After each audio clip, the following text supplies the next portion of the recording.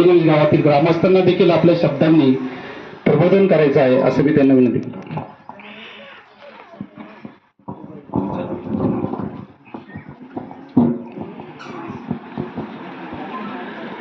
विश्ववंदनीय तथागत भगवान बुद्ध परमपूज्य बोधिसत्व डॉक्टर बाबासाहेब आंबेडकर यांच्या आदर्श आणि प्रेरणादायी विचाराला अभिवादन करत असताना खिरडी गणेशमध्ये परमपूज्य बोधिसत्व डॉक्टर बाबासाहेब आंबेडकर यांची 134वा जयंती उत्सव संपन्न होतोय.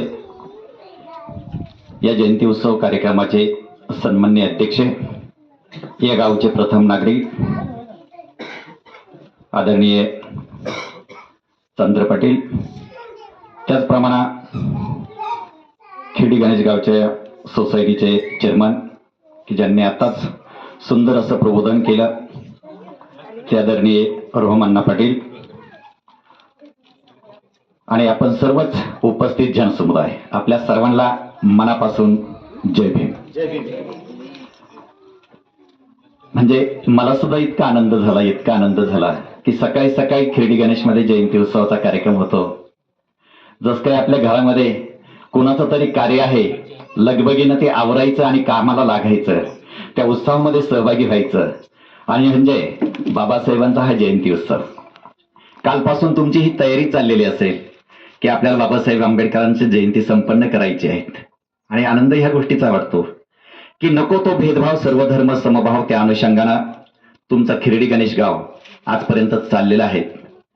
बऱ्याचशा कार्यक्रमाला तुम्ही रामनवमी उत्सवाचा कार्यक्रम असेल, त्या उत्सवाच्या कार्यक्रमामध्ये तुम्ही लोकांनी सामुदायिक विवाह सोहळे केलेले असतील, त्याही कार्यक्रमाला मी उपस्थित होतो, आजपर्यंत येत आहे.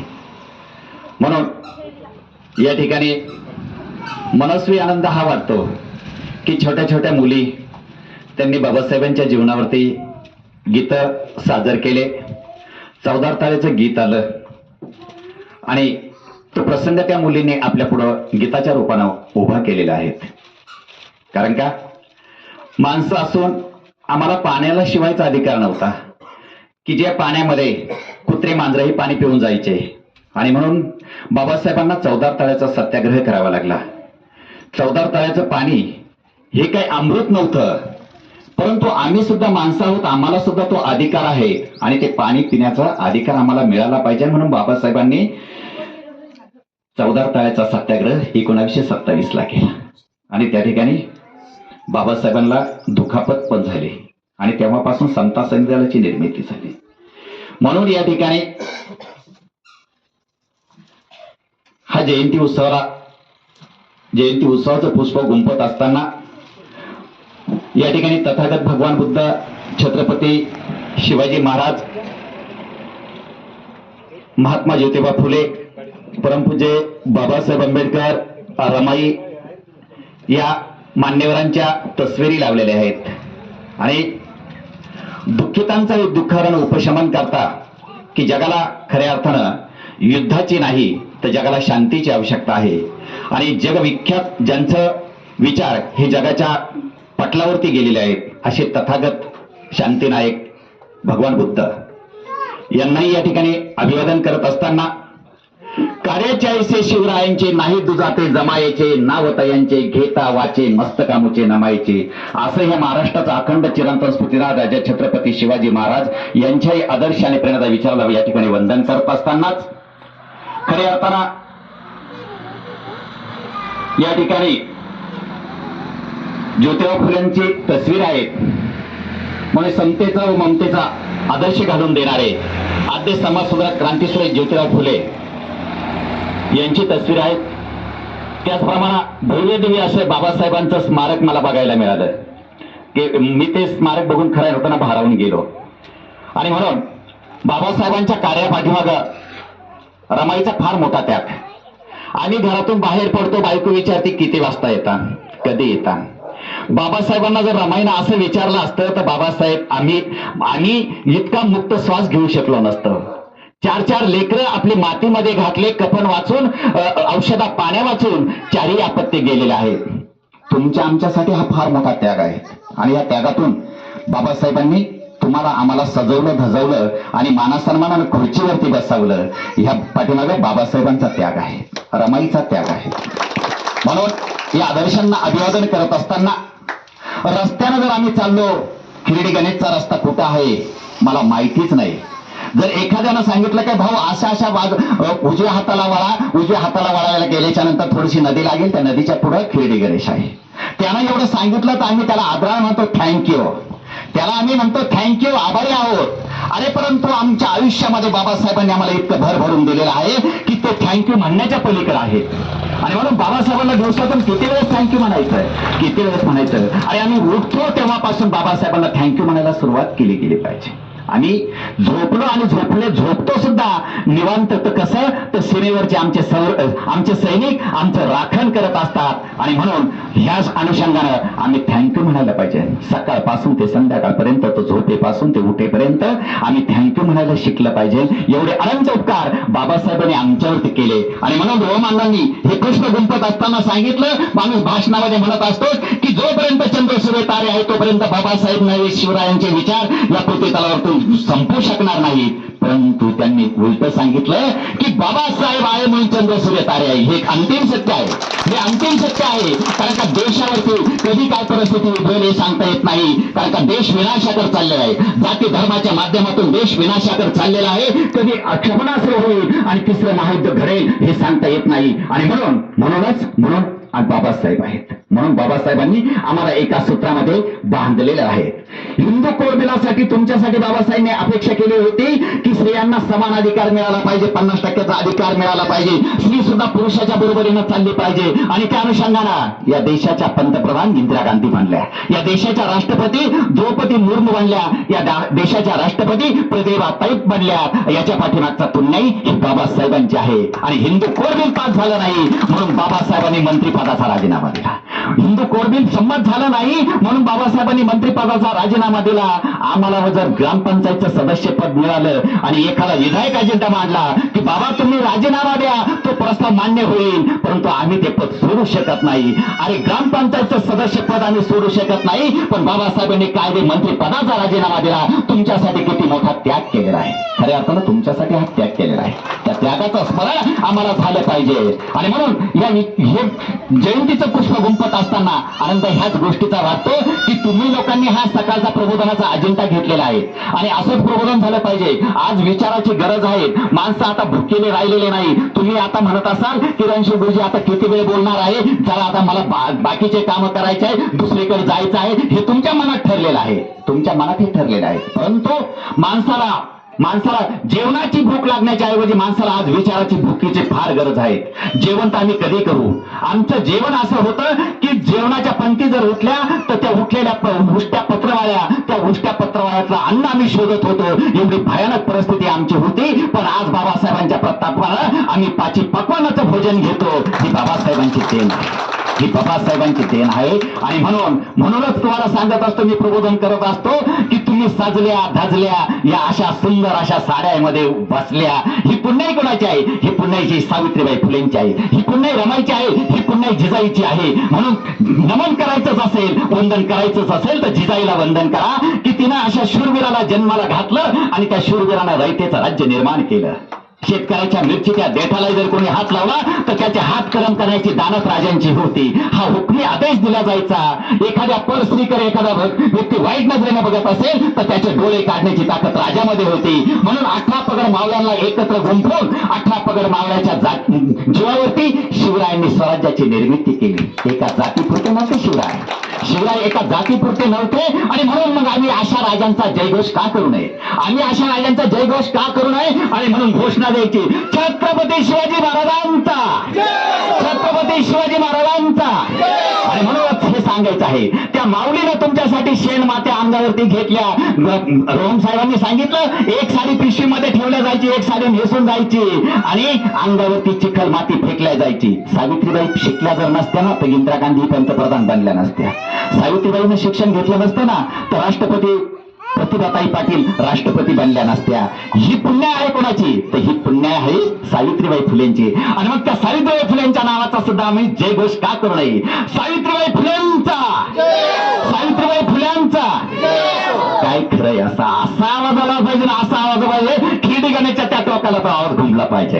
हे तुमचं गुणगान आहे, हे आमचं गुणगान नाही, हे तुमचं गुणगान आहे. कारण का सून आणि मुलं स्त्रीचं फक्त काम होतं. तिनं काय करायचं, जिच्या हाती दोरी तिनं पाय, ते जगाचा उद्धार करी. तुम्ही जगाचा उद्धार करणारा मावळे आहे. जिजाईनं जर छत्रपती शिवाजीवरती संस्कार केले नसते तर रयतेचा राजा छत्रपती शिवाजी महाराज घडलेच नसते. आदर्श माता जिजाईच्या रूपाने आम्हाला पाहायला मिळते. माता सावित्रीबाई फुलेंनी शिक्षण घेतलं नसतं तर काय झालं असतं, कल्पना चावला अंतराळात गेली नसती आणि जुही चावलानं स्टेजवरती डान्स केला नसता. पुण्य कोणाचे आहे, पुण्य कोणाचे आहे. आमची ती छोटीशी मुलगी ती नाचली इथं आणि ही पुण्य कोणाची आहे, ही सावित्रीबाई फुले फुलेंची पुण्य आहे. मग आम्ही त्यांचं स्मरण का करू नये, आम्ही त्यांचं स्मरण का करू नये. तर म्हणून हा विचारांचा जागर आहे. 19 फेब्रुवारीला छत्रपती शिवरायांचा जयंती उत्सव होतो. तो जयंती उत्सवाचा कालखंड संपतो ना संपतो 11 एप्रिलला ज्योतिराव फुल्यांचा जयंती उत्सव असतो. तो जयंती उत्सव संपतो ना संपतो त्याच अनुषंगानं 5 एप्रिलला या देशामध्ये नव्हे तर संपूर्ण जम्बूद्वीपामध्ये ज्यानं राज्य निर्माण केलं होतं त्या सम्राट अशोक राजांचा जयंती उत्सव 5 एप्रिलला. तो जयंती उत्सवाला आम्ही अभिवादन करत असताना 14 एप्रिलला खऱ्या अर्थानं आमच्या आयुष्यातला काळोख ज्यानं दूर केला त्या काळोखाचा प्रकाशात आणण्याचं काम आम्हाला केलं. त्या परमपूज्य बोधिसत्व डॉक्टर बाबासाहेब आंबेडकरांचा जयंती उत्सव 14 एप्रिलला होतो आणि तो जयंती उत्सव तुमच्या खिरडी गणेशमध्ये आज संपन्न होता. हे किती मोठं काम आहे, किती मोठं काम आहे. आम्ही कधी वळूनच बघत नाही. आणि म्हणून बाबासाहेबांना डोक्यावर घेऊन नाचण्यापेक्षा बाबासाहेबांचे विचार डोक्यात घेऊन आम्ही नाचलं पाहिजे. अहो नाचणं तर कुणाला येतं, न शिकताही माणूस नाचतो. मला तर काहीच येत नाही, परंतु आल्यावर तिथं हात केलं झालं नाचणं, त्याला काय लागतं. परंतु वाचावा, जर ज्ञान सक्षम करायचं असेल, बुद्धी तल्लख ठेवायची असेल तर वाचावं लागेल. म्हणून बाबासाहेब काय म्हणतात, वाचाल तर वाचाल नाही तर जिवंत असून माराल. जगायचं असेल तर वाचावं लागेल. समाजामध्ये चालायचं असेल तर वाचावं लागेल. वाचन कला फार महत्वाची आहे. वाचनातून माणसाची बुद्धिमत्ता प्रगल्भ होत असते. आणि म्हणून बुद्धिमत्ता प्रगल्भ करायची असेल तर त्याला काजू बदाम नाही खाऊ घालायचे, त्याला खाऊ काय घालायचं, त्याला बुद्धीचा खुराक द्यायचा आहे. आणि म्हणून ज्याची बुद्धी सक्षम असेल त्याची बुद्धी कोणापुढे झुकत नाही आणि न झुकणारी बुद्धी ही कोणाची गुलाम बनत नसते. इतकं आम्हाला सक्षम बाबासाहेबांनी बनवलं आणि त्या बाबासाहेबांच्या विचाराचा जागर या ठिकाणी संपन्न होतोय. आणि म्हणून हा तुम्ही लोकांनी अति सुंदर उपक्रम केलेला आहे. मी तर म्हणतो ते डीजेवरती नाचणं, त्या डीजेवरती पैसे बिलकुल घालू नका. एक विधायक अजिंक्य निर्माण करा. आता संध्याकाळी आहे वाटतं डीजे आहे ना, कसं हसल्यावर आता मन फक्त बाबासाहेबांचे विचार ते करू आणि संध्याकाळी झिंगत डांगत असा वल्ला फोक घ्यावा आणि पाय सारखावा का नाही, जे दारू पिऊन नाचन त्यांचा. खोटं नाही सांगत. बाबासाहेबांच्या विचाराशी गद्दारी करू नका. बाबासाहेब एका जातीचे नाही, छत्रपती शिवराय एका जातीचे नाही. ह्या लोकांनी देशासाठी आपला देह झिजवला. त्यांचे अनंत उपकार आमच्यावरती आहे. आणि म्हणून वाकडं तिकडं नाचून बाबासाहेबांचा जयंती उत्सवच काय शिवरायांचाही करू नका, फुल्यांचाही करू नका. ह्या लोकांनी जीवाचं रान केलं आणि तुम्हाला आम्हाला सोन्याचे दिवस मिळून दिले. सोनं काय असतं, सोनं फक्त सोनाराच्या दुकानात ठेवलेलं असतं. ते सोनं पाहायला आम्हाला मुभा नव्हती. तुमचे गळे सजले, तुमचे नाक सजले, तुमचे कान सजले. बघा बाया कुठं कार्यक्रमाला गेलं तर एकमेकीच्या गळ्याकडे पाहतील, कानाकडे पाहतील, नाकाकडे पाहतील. बाई केवढ्याचं केलं, हे केवढ्याचं केलं. मी प्रबोधनाच्या रूपानं सांगत असतो. ती कहाणी सांगायला इथं वेळ नाही ना तर तुम्हाला ती कहाणी सांगन मी. परंतु बसल्या बसल्या आम्ही थोडं चेंजशीर बसतो. तुम्ही छान बसले. मी बाहेर लांब लांब जिल्ह्यात ओलांडून कार्यक्रमाला जातो. बाहेर एक मी तिकडंच पाहत राहते. केवढ्याचं केलं, त्यांना करायलाच लावते पगार झाल्यावर. गेला बाबा कोमात गेला. आणि म्हणून रमाईच्या बाबतीत हाच प्रसंग उद्भवलेला होता. रमाई दरचाळीमध्ये पाणी भरायला नळी गेलेला असतात आणि नळावर पाणी भरायला गेल्याच्या नंतर तिथं काय होतं, 4-2 महिला रमाईची हिताळणी करतात, चेष्टा करतात. एवढी बॅरिस्टराची पत्नी पण गाड्या फुटका म्हणी सुद्धा रमाईचं मन दुखावल्या जातं. रमाई घरी बाबासाहेबांना सांगते, साहेब नळावरती पाणी भरायला गेले आणि बायांनी माझी हेटाळणं केली, बायांनी माझी चेष्टा केली की एवढी मोठी बॅरिस्टराची पत्नी पण गळ्यामध्ये फुटका मणी सुद्धा नाही. बाबासाहेबांनी रमाईला डोक्यावर सोन्याचे दागिने आणलेत. रमाईला आरशापुढे उभं केलं बाबासाहेबांनी आणि रमाई दागिने घालायला सुरुवात केली. रमाईचं लक्ष आरशामध्ये गेलेलं आहे. बाबासाहेबांनी एक दागिना आपल्या हातामध्ये लपून ठेवला. काय दागिना होता, कुंकवाचा करंडा बाबासाहेबांनी पाठीमागे लपून ठेवला. रमाई दागिने घालत होती. रमाईचं लक्ष आरशाकडे गेलं आणि रमाईनं बघितलं की लाख मुलाचा अलंकार माझा कपाळाचं कुंकू माझ्या कपाळाला नाही. रमाईनं घातलेले दागिने काढून दिले आणि बाबासाहेबांना सांगितलं, साहेब हे संपूर्ण दागिने घ्या, तुम्ही सही सलामत राहिले तर माझा हा लाख मोलाचा दागिना आहे. आणि म्हणून म्हटलं जातं की कपाळावर कुंकू आणि गळ्यात फक्त काळ्या मण्याची पोत हाच माझा सौभाग्याचा अलंकार आहे असं म्हणणारी उदार अंतकरणाची रमाई होती. उदार अंतकरणाची रमाई. रमाईने अट्टहास केला नाही दागिन्यासाठी, खोट्या दागिन्यासाठी रमाईने अट्टहास केला नाही. अट्टहास कशाचा केला रमाईनं? कोणत्याच गोष्टीचा अट्टहास केला नाही. क्षयरोगाने ती माऊली पछाडलेली होती. बाबासाहेबांच्या चळवळी चाललेल्या होत्या. बाबासाहेबांना पुणे कराराच्या वेळेस धमक्या येत होत्या की असं करा तसं करा नाही तर आम्ही तुम्हाला संपवून टाकू. हे वाक्य रमाईपर्यंत जायचे. रमाई आतून पोखरलेली होती. काय होईल तपास नाही, परंतु साहेब तुम्ही सही सलामत राहे. या 7 कोटींचे उद्धार करते म्हणून जगानं तुमच्याकडे बघितलेलं आहे. तुम्ही 7 कोटीचे बाप आहेत. आम्हाला 4 मुलांकडे लक्ष, एका मुलाकडे लक्ष द्यायला जमत नाही. पण रमाई आणि बाबासाहेब या 7 कोटी लेकरांचे आईबाप बनलेले होते. आईबाप बनलेले होते आणि त्या बापाचा जयंती उत्सव आम्ही संपन्न करतो. म्हणून अभिवादनच करायचं असेल तर बाबासाहेबांच्या विचाराला अभिवादन करा, बाबासाहेबांच्या कार्याला अभिवादन करा. कारण का जगामध्ये फार विकृत्या निर्माण झालेल्या आहेत. बाबासाहेबांची घटना जर नसती तर या कार्यक्रमाचे सन्माननीय अध्यक्ष चांदर पाटील या ठिकाणी बसलेले आहेत. घटना जर नसती तर चांदर पाटील या खिरडी गणेशचे सरपंच बनले नसते. प्रेरणा कोणाची आहे, पुण्य कोणाची आहे तर बाबासाहेबांची आहे. या गावचे सोसायटीचे चेअरमन आमचे रोहमअण्णा पाटील हे सुद्धा चेअरमन पदाच्या खुर्चीवर बसतात तर पुण्य कोणाची आहे तर बाबासाहेबांची पुण्य आहे. हा देश चालतो कोणावरती तर बाबासाहेबांच्या घटनेवरती चालतो आणि त्या घटनेला आम्ही अभिवादन केले पाहिजे. ती घटना आम्ही वाचली पाहिजे, ती घटना आम्ही आत्मसात केली पाहिजे. म्हणून माय मावल्यांनो परिस्थिती बदलत चाललेली आहे.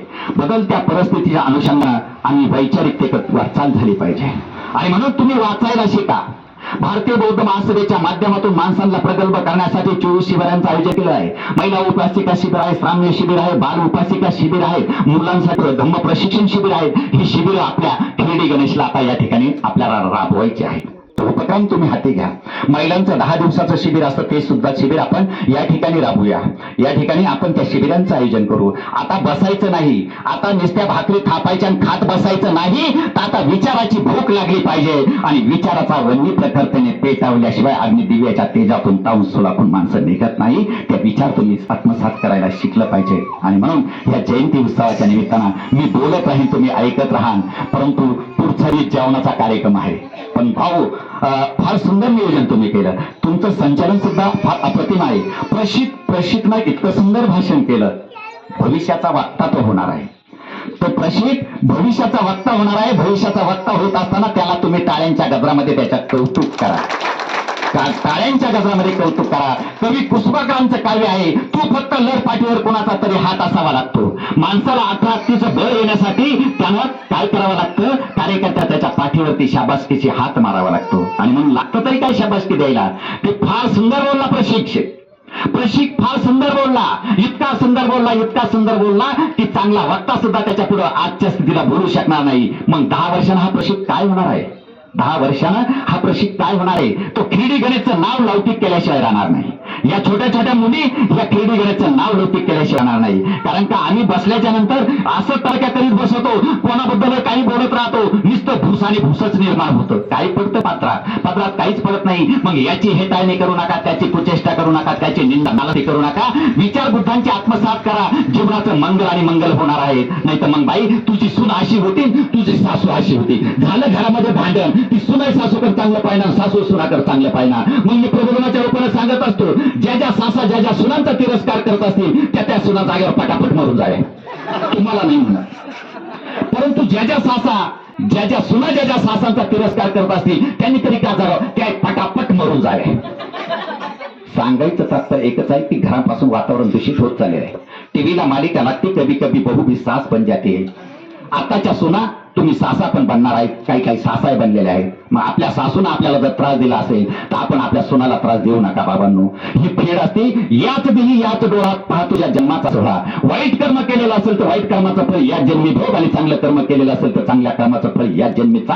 हा भगवान बुद्धाचा धम्म सिद्धांत आम्हाला सांगतो. आणि म्हणून म्हणतो सर्व बुद्ध केवळ चलो बुद्ध की ओर. बुद्धगया तुम्हाला खुणावते, बुद्धगया तुम्हाला खुणावते की माझ्या दर्शनासाठी या. बुद्धगया तुम्हाला खुणावते की या मनोवादी विचारसरणीतून मला मुक्त करा. बुद्ध तुमची वाट बघत आहे. म्हणून आपण एकदा तरी बुद्धगयाचं दर्शन घेण्यासाठी जा. झालते परिवार जसं बुद्धगयाला जाऊन आले त्यांनी त्यांच्या जीवनाचं सार्थक केलं. म्हणून प्रत्येकानं हा एक मणी खुणगाठ बांधायची की जे जे मला अज्ञात असेल, मला ज्ञात नसेल ते मी माहिती करण्याचा प्रयत्न करणार आहे.